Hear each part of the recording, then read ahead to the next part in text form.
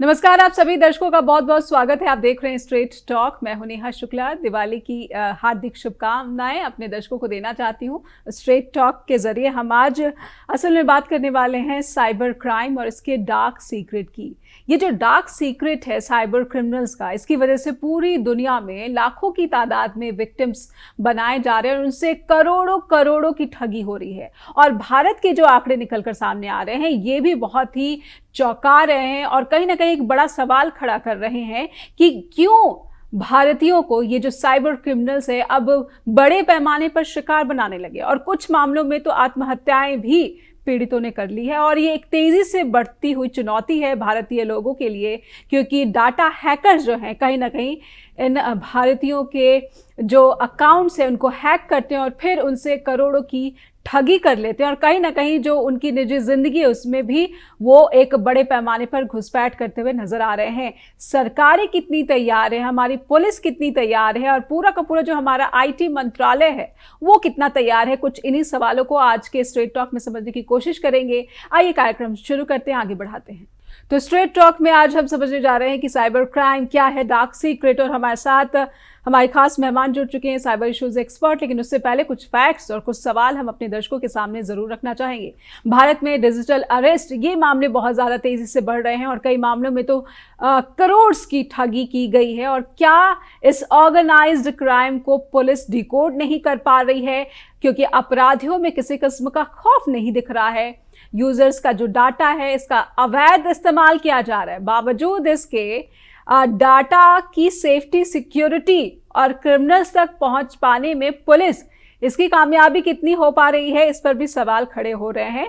कहीं ना कहीं भारत में साइबर क्राइम का जो मकड़ जाल है वो तेजी से पांव पसार रहा है और लाखों की तादाद में जो विक्टिम्स है वो बनाए जा रहे हैं। भारतीय बैंकिंग सिस्टम, इस पर भी खतरा बढ़ रहा है और कुछ बैंक के कर्मचारी भी, कई खबरें ऐसी आ रही हैं कि कई बैंक कर्मचारी को गिरफ्तार किया गया है क्योंकि वो फर्जी बैंक अकाउंट्स खुलवाने में क्रिमिनल्स की मदद कर रहे हैं। भारतीय आईटी मंत्रालय क्या है उसके पास एक्शन प्लान, भारतीय गृह मंत्रालय क्या उसका एक्शन प्लान है, और ये जो फर्जी बम की धमकियां मिली हैं और इन धमकियों के पीछे आखिर साइबर क्रिमिनल्स का क्या मकसद है, क्योंकि इससे विमानन कंपनियां, भारतीय विमानन कंपनियां, उनको करोड़ों का नुकसान झेलना पड़ रहा है।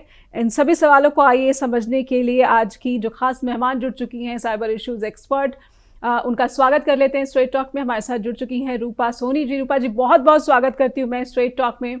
और आपको सबसे पहले दिवाली की हार्दिक शुभकामनाएं। आपने दिवाली के दिन समय निकाला जस्ट टीवी के लिए, इसलिए आपका पहले बहुत बहुत आभार भी व्यक्त करना चाहूंगी। रूपा जी, मैंने पहले ही बहुत सारी बातें और बहुत सारे जो सवाल हैं अपने दर्शकों के सामने रखे हैं।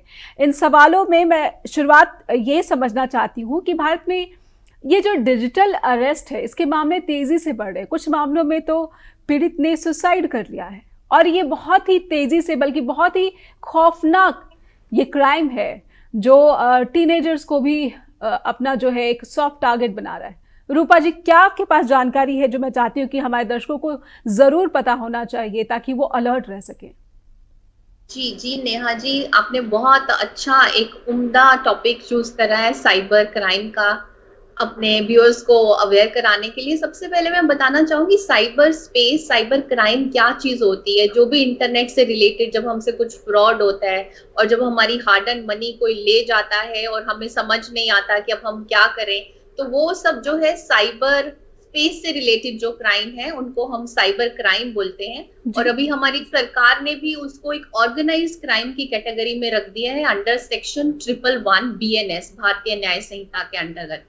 पहले जो हमारे पास जितने भी थे हमारे प्रोसीजरल लॉ थे या आईटी एक्ट था, उसमें कभी भी साइबर क्राइम को एज अ क्राइम नहीं लिया गया था। और जब भी हमारे पास कोई मामला वैसा आता था तो हम कोई और सेक्शंस ढूंढते थे लगाने के लिए। पर अभी हमारे पास सेक्शन 111 है BNS का, जो ऑर्गेनाइज क्राइम बोलता है साइबर क्राइम को। हम इसको ऑर्गेनाइज क्राइम इसलिए बोलते हैं क्योंकि ये बहुत ही ऑर्गेनाइज ढंग से करे जाते हैं। पहले जैसे कि कुछ डेटिंग एप्स के थ्रू हमको इंटाइज किया जाता था और फिर उसके बाद कुछ कैरेट एंड स्टिक का पॉलिसी आया कि कभी वो कैरेट दिखाते थे, कभी स्टिक।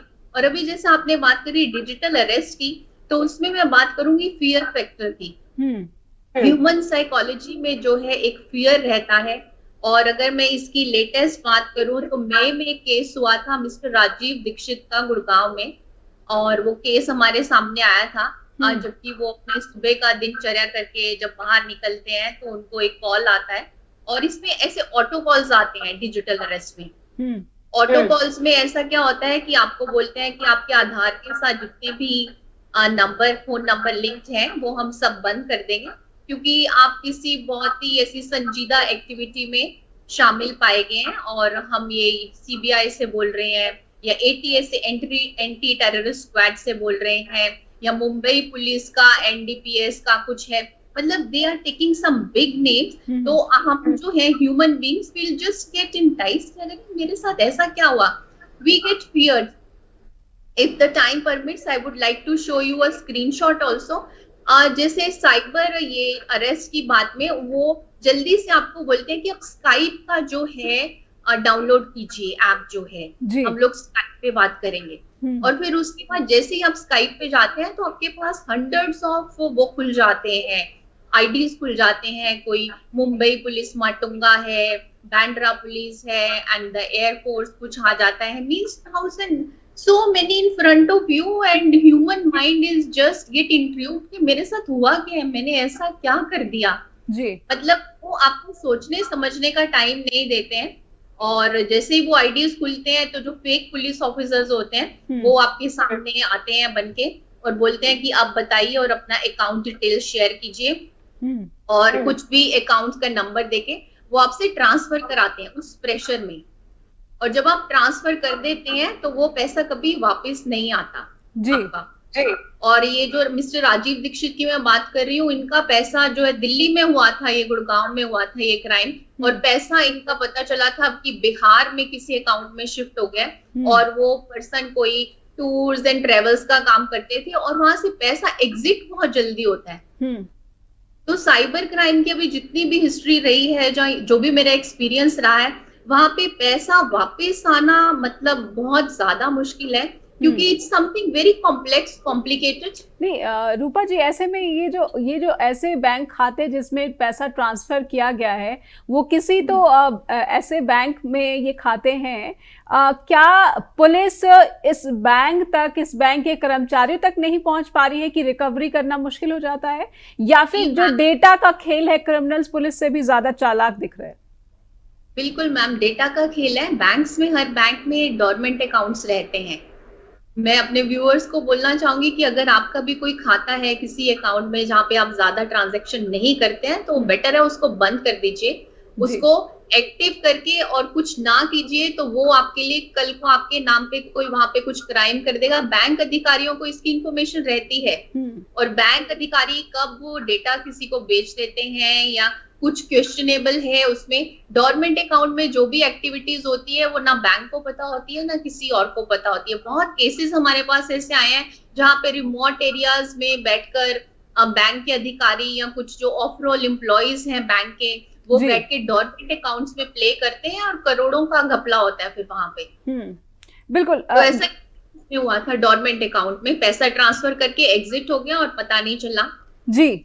मैम ये समझना चाह रही हूँ कि ये जो आंकड़े एनसीआरबी के आंकड़े हैं, ये 2017 से 2022 आते आते 2017 में जहाँ 3446 मामले हैं, तो 2022 में ये 17,470 मामले हो गए। ये जो तेजी से ग्राफ ऊपर बढ़ा है, क्या वजह, क्या हमारे पास ऐसा कोई मैकेनिज्म अवेलेबल नहीं है, उसकी वजह से ये साइबर क्रिमिनल्स जो है उन्होंने अपना मकर जाल फैला लिया है?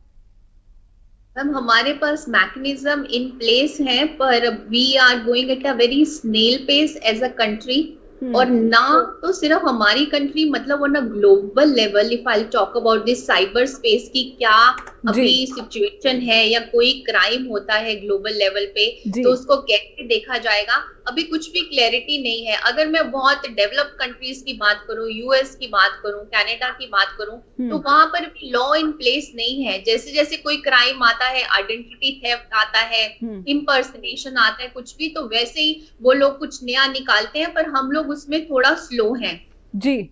तो ये थोड़ा नहीं, मुझे लगता है बहुत ज्यादा स्लो है, तभी 2017 में 3,500 3,466 मामले हैं, तो 2022 में 17,470 मामले। कहीं ना कहीं ये जो ग्राफ है क्राइम का, ये बिल्कुल ही चौंका रहा है कि शायद जो हमारा रिलेटेड मिनिस्ट्री है वो इनएक्टिव दिख रहा है। और कुछ ऐसे मामले मैं आपके सामने रखूंगी और उससे समझने की कोशिश करूंगी और दर्शकों तक पहुंचाने की कोशिश करूंगी कि इन मामलों को देख के समझते हुए आपको कैसे अलर्ट रहना है, ताकि साइबर क्रिमिनल्स जो है आपको अपना विक्टिम ना बना सके। हम समझने की कोशिश करें कि क्या डार्क सीक्रेट है साइबर क्रिमिनल्स का और इनके खतरे को देखते हुए कैसे आप अलर्ट रह सकते हैं। और इसीलिए हमारे साथ आज जुड़ी हुई हैं साइबर इश्यूज एक्सपर्ट रूपा सोनी जी। मैंने कुछ मामलों की बात कही थी कि मैं आपके सामने रखूंगी। एक खबर, दिल्ली के 50 साल के जर्नलिस्ट, उनके साथ जो फ्रॉड्स हैं, उन्होंने लगभग 2 करोड़ की ठगी कर ली। फिर आ जाइए आप वर्धमान ग्रुप के 82 साल के चेयरमैन, उनके साथ ठगी करके लगभग 7 करोड़ की ठगी कर ली गई। इसी तरह से एक रिटायर्ड सरकारी कर्मचारी, उनके साथ भी लगभग 1.25 करोड़ की ठगी कर ली गई। ये जो मामले हैं ये चौंका रहे हैं कि ये पढ़ा लिखा वर्ग, एक पत्रकार, एक बड़ा कारोबारी, एक बड़ा सरकारी रिटायर्ड अधिकारी, ये सब भी विक्टिम बनाए जा रहे हैं और करोड़ों की ठगी हो रही है। क्या क्रिमिनल्स का ये जो ऑर्गेनाइज क्राइम है ये पुलिस के पल्ले नहीं पड़ रहा है, उनकी समझ से अलग है, या फिर इस तरह के क्राइम को अभी उतनी जो अहमियत नहीं मिल पा रही है, अटेंशन नहीं मिल पा रही? रूपा जी। जी मैम, आपने बिल्कुल ठीक बोला कि सब जगह पे थोड़ी थोड़ी कमी पेशियां हैं। जैसे हमारे जो साइबर सेल्स हैं, हर स्टेट में भारत सरकार ने साइबर सेल जरूर बनाया हुआ है, पर जब आप उस साइबर सेल में जाते हैं तो वहां पे इतना पूरा अप्रोप्रिएट आपको गाइडेंस नहीं मिलता है। That's one. और दूसरी चीज है कि जैसे जो हमारा पढ़ा लिखा वर्ग है, एजुकेटेड लोग हैं, एक्सपीरियंस लोग हैं, पर जब जैसे एक फियर फैक्टर की मैं बात करूं ह्यूमन साइकोलॉजी में, तो जब वो को दिखता है कि हम कहीं पे कुछ इन्वॉल्व है या हमारा नाम है तो वो डूब जाएगा कल को, तो उसमें चलते हुए वो अपने पैसे जितने भी उनसे ट्रांसफर करने के लिए बोला जाता है तो वो ट्रांसफर कर देते हैं। That's a fear is working there. Another is that ma'am, जैसे हमने बोला कि कैसे बढ़ कैसे रहे हैं फिगर्स, तो पहले तो अगर जैसे जो भी हमारा क्राइम है, चाहे ऑफलाइन है या ऑनलाइन है, तो बहुत सारे हमारे भाई बहन ऐसे हैं जो कि उसको रिपोर्ट करना भी नहीं समझते। मतलब रिपोर्ट नहीं करते तो वो सॉल्व ही नहीं होगा। और अभी जैसे साइबर, क्योंकि सेल हर एक किसी के पास है जी।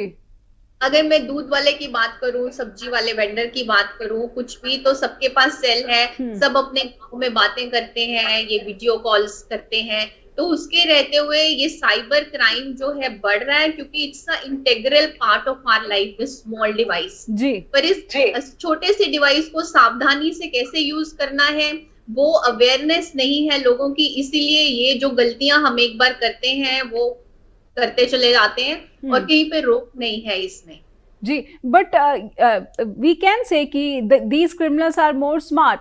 अगर वो जर्नलिस्ट को करोड़ों की ठगी कर ले रहे हैं, एक बड़े बिजनेसमैन को करोड़ों की ठगी कर ले रहे हैं, एक रिटायर्ड सरकारी ऑफिशियल को करोड़ों की ठगी कर ले हैं, तो कहीं ना कहीं ऐसा लग रहा है कि ये इनका जो दिमाग है, मुझे लगता है कि पुलिस से बहुत ज्यादा आगे है। बिल्कुल मैम, आपने बिल्कुल ठीक कहा। अगर आपने देखा हो, वो नेटफ्लिक्स पे एक सीरीज थी जामतारा जी। जामतारा की सीरीज में वो कैसे करते थे, मतलब अगर फीमेल है तो उसको लड़का फोन करेगा, और अगर लेडी है तो, अगर जेंट्स है तो उसको लड़की फोन करेगी, and they are giving them कि हम आपको हॉलीडेज पे भेज रहे हैं, अच्छा आपका ओटीपी आया है। और मैम जो अननोन लिंक पे हमेशा बोला जाता है कि आपको क्लिक नहीं करना है, जो हमारे वर्धमान के सीईओ हैं उनको इतने पढ़े लिखे हैं, उनको मालूम होगा अननोन लिंक पे क्लिक नहीं करना। जैसे ही हम अननोन लिंक पे क्लिक करते हैं तो मैं और आप जैसे सामने बैठे, ऐसे हमारे डिवाइस की मिररिंग हो जाती है 24 घंटे के लिए। मैं रूपा जी उस रिकवरी को समझना चाहती हूँ। रिकवरी कितनी है ऐसे मामलों में? ये जो साइबर क्राइम है, कितने % रिकवरी कर पाती है police? I don't want to disappoint you and the viewers as well. Recovery is नील बटे सनाता या अगर मतलब कुछ बहुत ही हो जाए तो रिकवरी है, क्योंकि मैम मनी के एग्जिट होने के इतना फास्ट मेथड है, एग्जिट हो जाता है पैसा एकदम, कहां से बाहर चला गया, स्विट्जरलैंड में चला गया, कुछ पता नहीं चलता, means with in split seconds हो जाता है। And of course, the cyber criminal is more smart than us. Of course I can't deny this fact. जी। रूपा जी, मेरे साथ भी मैं अपना भी अनुभव यहाँ पर ज़रूर आपके साथ रखना चाहूँगी, शेयर करना चाहूँगी। मैं पिछले ऑलमोस्ट 1 महीने से मुझे इतने कॉल्स आ रही हैं, कोई मुझे किसी बैंक का क्रेडिट कार्ड बेच रहा है, कोई किसी ने तो हाथ पार करते हुए मेरे कुछ इलिसिट रिलेशन की बात कर दी कि I am having some illicit relations और मैं आपको देख लूँगी और ये कर लूँगी।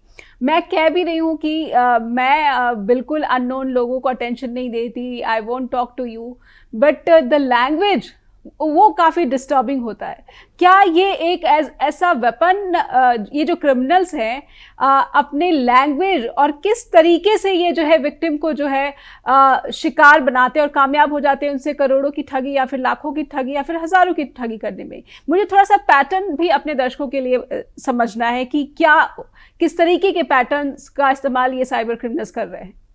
जी जी जरूर मैम, जैसे मैं सोशल इंजीनियरिंग की बात करूंगी यहाँ पे। सोशल इंजीनियरिंग का मतलब होता है कि हमारे माइंड को उस ढंग से वो लोग कैप्चर करते हैं कि जो चीजें हमको डाउनलोड नहीं करनी हम वो करते हैं, जो मेरे को इन्फॉर्मेशन अपने बारे में शेयर नहीं करनी मैं वो करती हूँ, और जो कुछ मुझे नहीं करना चाहिए हम वो करते हैं अंडर सम इन्फ्लुएंस। उसको हम सोशल इंजीनियरिंग बोलते हैं। और अगर लाइटर वे में लूं तो हमारे पॉलिटिशियंस बहुत अच्छे सोशल इंजीनियर्स होते हैं, हाईएस्ट डिग्री होती है, क्योंकि जो हम नहीं करना चाहते वो सब हम लोगों से करवाते हैं। इन अ सेम वे मैम, जैसे आपको याद होगा कुछ साल पहले हमको एक मेल आती थी कि मेरा एक कोई रिलेटिव है 20 लाख रुपए दे रहा है मुझे साउथ अफ्रीका से जी। तो वैसे ही हम कॉल्स को साइबर में फिशिंग अटैक्स बोलते हैं, जो कि एक मेल आ जाती है हमारे पास और मेरे को पता नहीं मेरा कोई रिलेटिव है, पर वो मुझे बोलते हैं इस लिंक पे आप क्लिक कीजिए और आपके रिलेटिव्स वो आपके बैंक अकाउंट में ट्रांसफर कर देंगे और बैंक का सारा खाते का पूरा ब्यौरा हमको दे दीजिए। तो हम लोगों ने करा वो जी। बहुत केसेस आए हमारे पास, हम लोगों ने वो करा और फिर वैसे ही अभी वो हो गया कन्वर्ट विशिंग में। विशिंग मतलब वॉइस कॉल आती है, जैसा मैम आपने जिक्र करा कि आपको कॉल आती है और वो कुछ मतलब फियर देते हैं आपको कि अच्छा मैं तो आपके ऐसा, अभी तो एआई की बात है सच हमारे पास, और उसमें आर्टिफिशियल इंटेलिजेंस में मैम आपके फेस को लेकर मैं आपने कहीं जहां कभी गई भी नहीं है आप, मैं आपको दिखा सकती हूँ वहां पे, और आपने जो कुछ नहीं करा है मैं वो सब कुछ आपसे करवा सकती हूँ। ऐसे बहुत लाइव केसेस आए हैं टीनेजर्स के हमारे पास, जहाँ पे teenagers they are involve in something uncompromising. जब उनके पेरेंट्स को दिखाई जाती है वो वीडियोस तो पेरेंट्स को बोलते हैं हमारा बच्चा कर क्या रहा है ये, एंड बाद में उनको कॉल आ जाते हैं कि हम सीबीआई से बोल रहे हैं, हम ये वायरल कर देंगे आपका वीडियो बच्चे का और इतने पैसे दे दीजिए हमको, and that too in a crypto currency. ये जो क्रिप्टो करेंसी का आपने जिक्र किया, क्या ये भी एक वेपन बन गया है इन साइबर क्रिमिनल्स के लिए? और इसके प्रति जो विक्टिम्स है उनकी जो आगे की जो वो स्टेप्स लेते हैं वो कैसे रिलेट करते हैं, ये हो कैसे रहा है? हाँ मैम, कुछ बहुत अच्छे एजुकेशन इंस्टीट्यूट्स हैं इंडिया में। मैं बताना नहीं चाहूंगी नाम, उनके teachers highly qualified professors they are involved in crypto currency. और हम सबको बहुत अच्छे से पता है कि भारत सरकार crypto currency as a currency को रिकॉग्नाइज नहीं करती है। बिटकॉइंस को, एपिस्टम्स हैं हमारे पास, या जो भी अलग अलग नाम है उनके, हम लोग एज अ कंट्री रिकॉग्नाइज नहीं करते हैं। और इफ आई एम एजुकेटेड और मैं बोल रही हूँ कि मेरे को क्रिप्टो करेंसी का ट्रेडिंग करना सिखाइए, अभी ये कैरेट फेंका जा रहा है हैकर्स की तरफ से कि हम आपको सिखाएंगे ना ट्रेडिंग। ट्रेडिंग वो हमको नहीं सिखाते, वो बोलते हैं कि आप हमको पैसा दीजिए, हम आपको पैसे ज्यादा बनाकर दिखाएंगे। और स्टार्टिंग में पैसे आते भी हैं जी, दिखाने के लिए, आपको ल्योर करने के लिए, आपका ट्रस्ट विन करने के लिए। और जब आपको पैसे और वो वाला एक सर्कल स्टार्ट हो जाता है कि आप पैसे दे रहे हैं और वहां से कुछ रिटर्न आ रहा है आपको, फिर आप उस विशियस सर्कल में ऐसे फंस जाते हैं कि जो भी आपको ड्रीम्स दिखाए जाते हैं कि दुबई में घर चाहिए आपको, और जब दुबई में आपका घर बनना शुरू हो जाता है तो वो हो जाती है extra territorial jurisdiction cyber crime में। और जो कि घर आपका कभी बनेगा नहीं, पर आप उसके लिए लाखों करोड़ों रुपए दे देंगे और वो घर कभी नहीं बनेगा, but the dream is sold to you. जी, इस तरह के कितने केसेस जो है आपके सामने आ चुके हैं रूपा जी? मैम हर रोज के बेसिस पे इतने वो आते हैं कि जो भी जैसे विक्टिम है, इनकंसोलेबल होते हैं कि जब वो अपनी कहानी बताना शुरू करते हैं कि हमारे साथ ऐसा हुआ, और क्योंकि हार्ड एंड मनी होती है, सर्विस क्लास है वो लोग, और वो पूरा अपना पैसा लगा देते हैं, और उसके बाद जब उनका माइंड को जब होश आती है कि हमने ये क्या करा, तो तब कुछ नहीं हो पाता। जी, अब मैं अपने दर्शकों के लिए ये भी समझना चाह रही हूँ कि जब इस तरह के केसेस आपके पास आते हैं तो पहला स्टेप क्या होता है और उसके बाद फर्दर स्टेप क्या होता है, ताकि कहीं ना कहीं जो है कुछ ना कुछ जो है न्याय इन पीड़ितों को मिल सके, या फिर साइबर क्रिमिनल्स के बीच भी जो है ये एक मैसेज आ सके कि आप पर कार्रवाई हो रही है और आपको जो है बख्शा नहीं जाएगा, कुछ कानून का खौफ। जी जी मैम, सबसे पहले जब हम ये कुछ भी किसी के साथ इन्वॉल्व होते हैं क्रिप्टो करेंसी की ट्रेडिंग करने के लिए या कुछ और, तो वो हमसे सबसे पहले एक ऐप डाउनलोड करवाते हैं जी। और जब भी हम कोई भी ऐप डाउनलोड करते हैं नॉर्मली भी, तो हमें पता होना चाहिए कि हम एक कंट्रैक्ट में चले गए हैं उस पर्सन के साथ जिसने ये ऐप बनाया है, और हम सिर्फ वो ऐप डाउनलोड कर लेते हैं। हमें नहीं पता होता कि ऐप को डेवलप किसने करा है, उसके कंटैक्ट इन्फॉर्मेशन क्या है, ईमेल आईडी क्या है। आई वुड रिक्वेस्ट कि जब भी हम कोई ऐप डाउनलोड करें तो हमेशा उसके डेवलपर का, उसके फाउंडर का हमेशा ईमेल आईडी और फोन नंबर आता है। अगर वो हम नोट डाउन करके रख लें कहीं पे कि कल को अगर कुछ हैंकी पैंकी होता है हमारे साथ, तो हमारे पास कुछ इन्फॉर्मेशन हो। हम ऐसे नहीं हो कि हमें तो पता ही नहीं, हम वो फोन नंबर बंद हो गए, वो ईमेल आईडी बंद हो गए, वो ऑफिस बंद हो गए, कुछ इन्फॉर्मेशन नहीं है, वो हालत नहीं होगी एटलीस्ट हमारी। और उसके बाद एक स्टेप आता है हमारे पास कि जो चीज हमको आती नहीं है, ट्रेडिंग नहीं आती है हमको, तो हम पैसे बढ़ाने के लिए क्यों उस रास्ते पे चल पड़ते हैं जो कि हमने कभी करा ही नहीं है। These are the general proactive tips. जी बिल्कुल।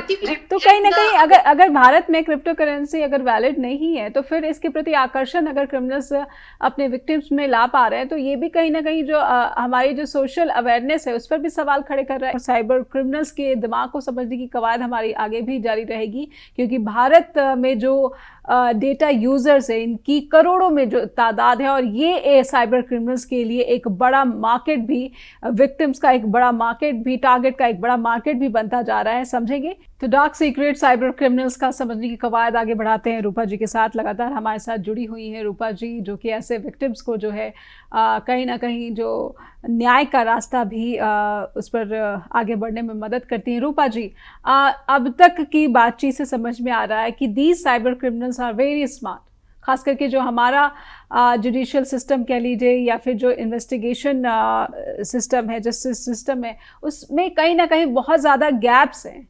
क्या ये गैप्स ही हैं जिसकी वजह से जो साइबर क्रिमिनल्स हैं उनके इरादे इतने मजबूत होते जा रहे हैं? आप इस बढ़ते साइबर क्राइम की असल वजह किसे मान रही हैं? असल वजह तो मैम ये है, the rampant usage of devices, virtual words बन गए हैं। अभी हमको अपने पड़ोसी का नहीं पता होता कि सामने कौन रहता है, पर मेरे 100 फ्रेंड्स जरूर होंगे मेरे सोशल प्लेटफॉर्म पे। जी। दैट्स अ सोशल इंटरेक्शन बहुत कम है, और वर्चुअल वर्ल्ड में हम लोग ज्यादा जीते हैं। जैसे हमारे बच्चे भी हैं यहाँ आसपास जो भी है, एक वर्चुअल वर्ल्ड में एग्जिस्टेंस है सबका।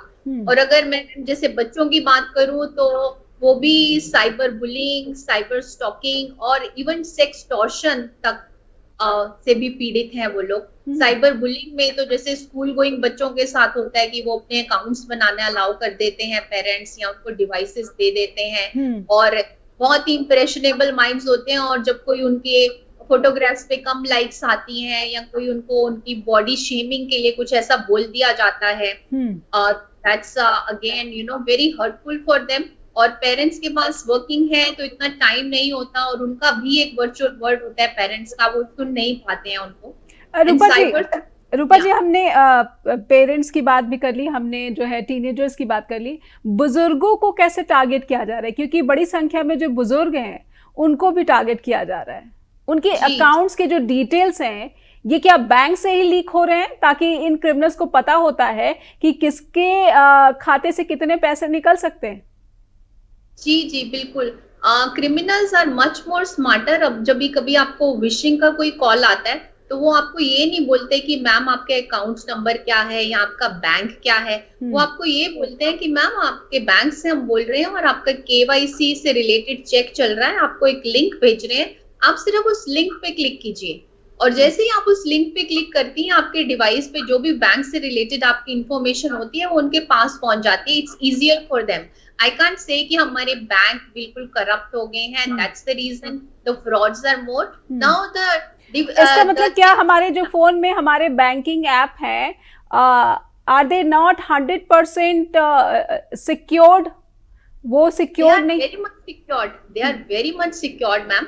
जब आप अपने डिवाइस को कॉम्प्रोमाइज कर लेंगी एक अननोन लिंक पे क्लिक करके, जो कि आप कभी क्लिक नहीं करना चाहिए, आपके डिवाइस की मिररिंग हो जाएगी और तब तो फिर आपके जितना मर्जी 3D ऑथेंटिक पासवर्ड्स लगा दीजिए, चेंज कर दीजिए, किसी को मिररिंग अगर आपने कर दी तो फिर वो कोई कुछ नहीं कर सकता। आरबीआई का भी ये मैंडेट है कि जब आपके साथ कोई भी फ्रॉड होता है तो आप उसमें सबसे पहले एविडेंस क्रिएट कीजिए। अगर मेरे अभी फ्रॉड हुआ है तो अभी मुझे बैंक को मेल करनी पड़ेगी, मुझे दिखाना पड़ेगा कि मैंने एफआईआर के लिए एक एप्लीकेशन दिया है साइबर सेल में या मेरे जुरिस्डिक्शन में जो भी पुलिस स्टेशन है वहां पे मैंने दिया है एप्लीकेशन। और अगर हम ऐसे बैठे रहेंगे कि हमारा बैंक कुछ लायबिलिटी ले, तो बैंक लायबिलिटी तब तक नहीं लेता जब तक उसको ये कंफर्म ना हो जाए कि कस्टमर की गलती है या हमारी है। और उसके बाद हमारे पास बैंकिंग ओम्बड्समैन है।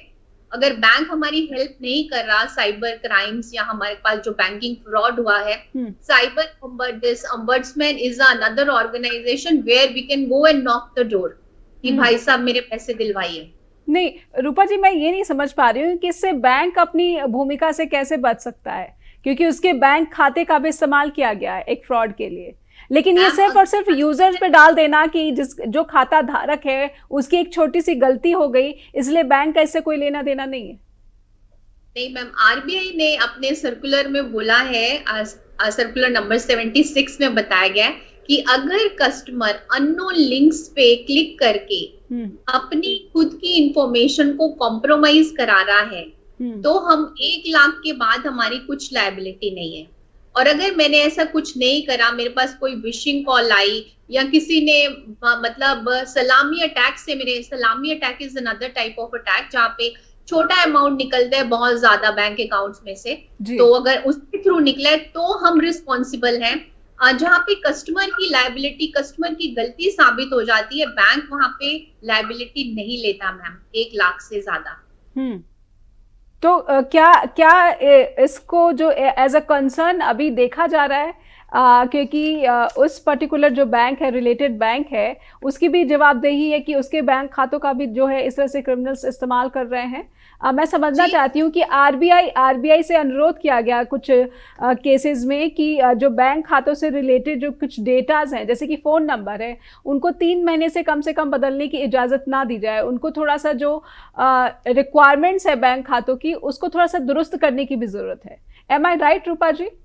यस बिल्कुल मैम, और हमारी भारत सरकार भी इस पे काम कर रही है। हमारे पास एक हेल्पलाइन नंबर है 1930 और अगर हमें लगता है कि कोई मुझे विशिंग कॉल आई है या किसी ने मेरे बैंक से रिलेटेड कुछ पूछा है और मैंने कहीं पे क्लिक नहीं करा है या मेरे को कुछ डेफोमेटरी रिमार्क्स दिए हैं किसी ने कॉल करके, तो मैं हमेशा उस साइट पे हम लोग जा सकते हैं और वो नंबर को एंटर कर सकते हैं। हमारे पास साइबर साथी है, एक वेबसाइट है, that's also working quite proactively. ये साइबर साथी नेशनल लेवल का ये पोर्टल है जो भी है? Yes ma'am, it's a national level portal where we can go and we can check कि मेरा जो आधार नंबर है उसके साथ कितने फोन नंबर या जो खाते हैं वो लिंक्ड है। I can check on my own. जी, तो सुविधाएं भारत सरकार ने दी है, पर मैम ये एक्स्ट्रा टेरिटोरियल है मेरे जुरिस्डिक्शन साइबर क्राइम में। एक्स्ट्रा टेरिटोरियल का मतलब है कि मैं सीमाओं में नहीं बांध सकती हूँ उसको कि इतनी है जुरिस्डिक्शन तो ये पुलिस स्टेशन काम करेगा। आपको अच्छे से याद होगा कि पिछले दिनों दिल्ली में बहुत ज्यादा स्कूलों में बॉम्ब हॉक्स का एक मेल आया था और जब उसको दिल्ली पुलिस ने ट्रैक किया गया था, उससे पहले बेंगलोर में हुआ था ये नवंबर 2023 में। तो जब ट्रैक किया गया था तो पता चला था कि स्विट्जरलैंड में किसी ने वीपीएन के थ्रू, वर्चुअल प्राइवेट नेटवर्क के थ्रू, वर्चुअल प्राइवेट नेटवर्क जो होता है एक ये अनियन के तहों की जैसे होता है मैम। ओके। उसको पता नहीं चल पाता कि हम कहाँ से किसी ने बैठकर क्या किया है, अगर मैं कंप्यूटर फोरेंसिक्स की इसमें बात करूं। जी, ये तो फिर और खतरनाक हो जाता है। जी, स्विट्जरलैंड से कोई कॉल करके धमकी दे रहा है बेंगलोर जैसे और दिल्ली जैसे दिल्ली के स्कूलों में, तो फिर जी पुलिस के लिए ये जो चैलेंज है और भी बढ़ जाती है। लेकिन मुझे लगता है कि ऐसे में जो इंटरनेशनल इन्वेस्टिगेटिव एजेंसीज है, उनके बीच कहीं ना कहीं जो है इस तरह का कोई एक मैकेनिज्म डेवलप किया जा रहा होगा, या फिर इस पर जो है नेशन टू नेशन डायलॉग्स में भी चर्चा की जाती रही होगी। रूपा जी, अगर मैं गलत नहीं हूं तो क्या ऐसा हो रहा है? ऐसा हो रहा है, बट बहुत मतलब कम लेवल पे हो रहा है। अगर मैं अभी लेबनान की बात करूं और ईरान इराक की बात करूं, तो जो सर्वेलेंस एजेंसीज हैं जो स्पाई करते हैं, हम्म। उनके पास बहुत ही सेंसिटिव और हाई एंड जो डिवाइसेस और एप्स हैं, जी। जो कि कहीं पर भी बैठ के, जैसे हमें ये ओसामा बिन लादेन की अगर हम बात करें, तो हम्म। उनकी लोकेशन क्या है, वही उसी लोकेशन पे जाके हमको उन्हें अटैक करके खत्म करना है। हम्म। ये सब हो पाया है सिर्फ टेक्नोलॉजी की वजह से, और अभी तक वो टेक्नोलॉजी ग्लोबल मार्केट में पूरी प्रेवलेंट है। हमको पता चलता है कि कौन क्रिमिनल कहाँ पे बैठा है, किस तरह पे बैठा है, पर ग्लोबल लेवल पे जो ट्रीटीज हैं जो होना चाहिए एक दूसरे को हेल्प करने के लिए, दैट्स नोवेयर इन वो प्लेस। उनकी एब्सेंस जो है बनी हुई है, और यही वजह है कि जो साइबर क्रिमिनल्स हैं वो दूर देशों में बैठकर भी जो है भारतीय ही नहीं बल्कि अलग अलग देशों के भी लोगों को अपना शिकार बना रहे हैं, टारगेट बना रहे हैं, उनके साथ फ्रॉड हो रहा है। मैं समझूंगी कि आजकल भारतीय विमानन कंपनियों को भी बहुत सारी बम की धमकियां मिल रही हैं। आखिर इन धमकियों की सच्चाई क्या है, और जो एक्शन प्लान हमारे होम मिनिस्ट्री का दिखा है, उस एक्शन प्लान पर आपकी क्या टिप्पणी? रूपा जी, मैं समझने की कोशिश कर रही थी कि भारतीय विमानन कंपनियां जिनको बम की धमकियां मुझे लगता है कि इस हफ्ते बहुत ज़्यादा ये धमकियां दी गई हैं और जिससे कंपनियों को करोड़ और करोड़ का नुकसान हुआ है, क्या वजह हो सकती है? इस तरह की जो धमकियों की बाढ़ जैसी क्यों दिख रही है, इतनी तेजी क्यों? मैम, जैसे जो भी हमारी नेबरिंग कंट्रीज हैं, उनमें कुछ हमारे दोस्त हैं और कुछ दुश्मन भी हैं। तो अगर हमने किसी की इकोनॉमी पे अटैक करना है या कंपनी में डिससेरे को लेकर आना है, तो हम यूजुअली अभी ये अपनी पॉलिसीज को अडॉप्ट करते हैं, instead of just throwing the bomb and putting the country into the bad shape. These are the latest things which other countries are doing. और इसमें मैं बोलना चाहूंगी कि हमारे पास आईटी एक्ट में है सेक्शन 66F, उसको हम साइबर टेररिज्म बोलते हैं। साइबर टेररिज्म मतलब कि कोई हमारा पूरा इंटरनेट को फेल करवा दे कंट्री का, या इंटरनेट पे कुछ ऐसा एंटी गवर्नमेंट और एंटी सोवेरेनिटी ऑफ आवर कंट्री कुछ ऐसे वायरल करे चीजें, that all comes into the section 66F। पर उन तक पहुंचने के लिए हमारा जो है spy mechanism needs to be more sensitive and solid. तो कहीं ना कहीं दुश्मन देशों का भी इसके पीछे हाथ हो सकता है। लेकिन अभी गृह मंत्रालय ने जो ये कहा है कि हम जो है साइबर अपराध से, जो साइबर कमांडोज उन्होंने कहा है कि इस तरह से बनाई जाएंगी, तो ये जो एक्शन है या फिर ये जो स्टेप है, इसे कैसे देख रही हैं आप? या मैम, ये हेल्पफुल हो सकता है अगर कॉम्पिटेंट लोगों को हम आगे लेकर आए, क्योंकि हमारे देश में बेरोजगारी है और एक कॉम्पिटेंसी बहुत है। बहुत से लोग हैं जो कि साइबर कॉम्पिटेंट हैं, अगर उनको आगे आने का मौका मिले तो हाँ, सिचुएशन जरूर बेटर हो सकती है। I am very hopeful about it. बिल्कुल। इसमें जो प्लेटफॉर्म है जिसका इस्तेमाल किया इन साइबर क्रिमिनल्स ने, जैसे कि एक्स का और अन्य जो सोशल वेबसाइट्स है उनका इस्तेमाल किया। मैंने एक खबर देखी जिसमें कि जो नागरिक उड्डयन मंत्रालय है भारत का, उसने फटकार लगाई इन सोशल वेबसाइट्स पे, सोशल मीडिया प्लेटफॉर्म्स के अधिकारियों को कि आपने जो उचित कार्रवाई नहीं की। इनकी भूमिका कैसे, और क्या वो अपनी भूमिका से जो है अपनी जवाबदेही से पल्ला झाड़ रहे हैं ऐसे मामलों में? जी मैम, बिल्कुल। जैसे मैंने पहले बात करी थी कि जब भी हम कोई ऐप डाउनलोड करते हैं, हम एक कंट्रैक्ट में चले जाते हैं उस ऐप के फाउंडर से, और जैसे आप किसी भी वेबसाइट पे क्लिक करते हैं और जब आप उस वेबसाइट को विजिट करते हैं, आप फिर से कंट्रैक्ट में चले जाते हैं उस वेबसाइट के फाउंडर से। ये जो बम की धमकियां मिली है, जिन प्लेटफॉर्म का इस्तेमाल किया गया है, जैसे इसमें कई बार एक्स पर ये धमकी दी गई है, किसी कंपनी के जो है ऑफिशियल मेल आईडी पर मेल भेजी गई है, इस तरह के प्लेटफॉर्म का इस्तेमाल कर रहे हैं ये साइबर क्रिमिनल्स। ऐसे में मैं समझना चाहती हूँ कि ये ट्विटर या फेसबुक, इस तरह की कंपनियों की जवाबदेही क्या देख पा रही है आप? मैम, इन लोगों की जवाबदेही आपको याद होगी जब भारत सरकार ने पहले भी इनको बहुत फटकार लगाई थी कि इनअप्रोप्रिएट, इनडिसेंट कंटेंट ये सर्कुलेट करते हैं हमारी कंट्री की सभ्यता को रूइन करने के लिए। तो अभी इनकी जवाबदेही बनती है, बिल्कुल बनती है। Government needs to be little more stick, क्योंकि बाकी कंट्रीज में ऐसा सब नहीं चलता है। गवर्नमेंट ने पहले ही इनको ठीक करने के लिए स्टेप्स लिए थे, and I guess it's a high time it's required again. बिल्कुल मैम, क्या जो हमारा आपसे सामंजस्य है होम मिनिस्ट्री का और आईटी मिनिस्ट्री का, क्या आप देख पा रही हैं इन साइबर क्राइम्स को जो थोड़ा सा कर्ब होने में मदद मिल पाएगी? क्योंकि मुझे लगता है कि जब ये जुरिस्डिक्शन ही एक बड़ा चैलेंज है, तो कहीं ना कहीं गृह मंत्रालय, आईटी मंत्रालय, दोनों का जो है इसमें आपसी सामंजस्य बहुत इंपॉर्टेंट रोल प्ले कर सकता है। जी जी, बिल्कुल ठीक बोला आपने। और मैम, इसके साथ हमें आईटी एक्ट में बहुत चेंजेस लाने की जरूरत है। हमारा 2000 में आईटी एक्ट बना था और उसके बाद अमेंडमेंट उसमें लाई गई थी 2008 में। जब अमेंडमेंट लाई गई थी तो पूरे दोनों हाउसेस में ये ऐसे पास हो गया था बिल, किसी ने बहस के लिए कुछ बोला ही नहीं था, क्योंकि किसी को इतनी इंफॉर्मेशन ही नहीं थी उसके बारे में। अभी 2008 में के बाद उसमें कोई अमेंडमेंट नहीं हुई है, और जबकि एनसीआरबी के डेटा मैम आपने भी जो कोट किए थे, बहुत रैम्पेंटली ये क्राइम बढ़ रहा है। अभी उसमें रिक्वायर्ड चेंजेस नहीं होंगे तो इसको सिचुएशन को संभालना ही मुश्किल हो जाएगा आने वाले टाइम में। बिल्कुल, यानी अब हाई टाइम है कि जो भारत का जो रिलेटेड संबंधित मंत्रालय है वो इस पर जो अपनी एक्शन प्लान जो है वो उस पर तेज़ी लाए, और कहीं ना कहीं नागरिकों की सुरक्षा बहुत ही अहम हो जाती है। खास करके जो टीनेजर उम्र के जो किशोर हैं, किशोरी हैं, बुजुर्ग हैं, और सभी आयु वर्ग के जो लोगों को शिकार बना रहे हैं साइबर क्रिमिनल्स, और जिसका पुलिस भी उनके लिए एक बड़ी चुनौती है। रूपा जी, मैं एक लास्ट कमेंट आपसे लेना चाहूँगी। आप क्या सलाह देना चाहेंगी हमारे दर्शकों को ताकि वो साइबर क्रिमिनल से सावधान रहें? आई वॉन्ट कि हम जैसे ट्रेडिशनल वे में हमारे पास डिवाइस नहीं होते थे, हम डिवाइसेस को अपने साइड पे रख के अगर आसपास ज्यादा देखें, ज्यादा अवेयर रहें, तो we can be more safe. And on this Diwali I wish कि we should stay safe from the cyber world and stay away from the crackers. Don't be a hacker. That's बहुत बहुत धन्यवाद करना चाहूँगी। थैंक यू वेरी मच रूपा जी, आपने समय निकाला, और आपको एक बार फिर से मैं दिवाली की शुभकामनाएं देती हूँ।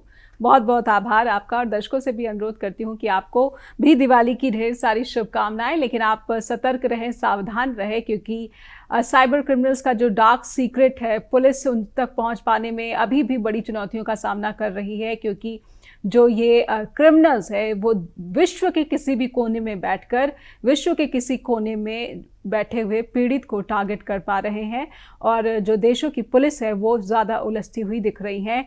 ये एक बड़ा चैलेंज है जो सभी देशों को इसको प्राथमिकता देते हुए इसके समाधान के प्रति विचार समय रहते हुए करने की दरकार है। बहुत बहुत धन्यवाद। लगातार देखते रहिए जस्ट टीवी। नमस्कार।